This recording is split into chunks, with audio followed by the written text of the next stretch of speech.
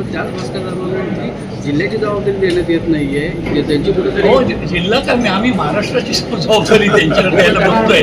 त्यामुळे जिल्हा हा त्यांच्यासाठी फार थोडा आहे. पण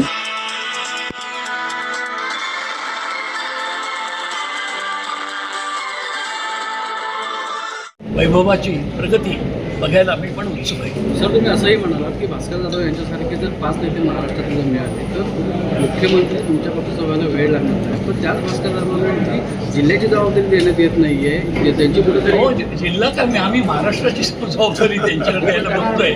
त्यामुळे जिल्हा हा त्यांच्यासाठी फार थोडा आहे. पण विरोधींच्या आणि पक्षाच्या मनामध्ये त्यांच्याकडे आणखी व्यापक जबाबदारी देण्याची आहे. नाही साहेब, पण जेव्हा निवडणुका असतात त्यावेळेस त्यांना विदर्भाची जबाबदारी दिली जाते, पण इकडे जबाबदारी दिली जात नाही. असं नाही आहे. महाराष्ट्र आपला आहे ना, आणि जिंकायचं आहे महाराष्ट्र.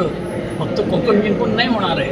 इतर ठिकाणी जिथे आणखी काही पण त्यांच्या होम पिचला बाजूला केलं जातं आणि त्यांना दुसरीकडे ठेवलं जातं. अजिबात काही नाही. सगळे पूर्णपणे शिवसेनेचे कोण जे समर्थ आणि मजबूत नेते आहेत त्यांचा कसा वापर करायचा हे पक्षाच्या नेतृत्वाला पूर्ण माहिती आहे.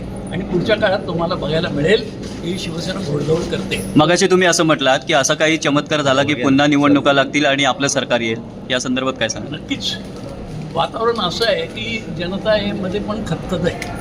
अनेक गोष्टी घडत आहेत, ज्या घटित आहेत त्यांचे तपशीलवार माहिती आता नाही सांगता येणार. परंतु महाराष्ट्रामध्ये काही असे चमत्कार पूर्वी घडलेले आताही घडू शकतात. आणि जे काही चाललेलं आहे ती बजबजपुरी हटवण्यामध्ये जनतेला उत्सुकता आहे. आणि ते तशा प्रकारचं कसं होतंय पुढे हे बघायचं आहे. आणि आम्ही सुद्धा त्यासाठी तत्पर आहोत. साहेब, तुम्ही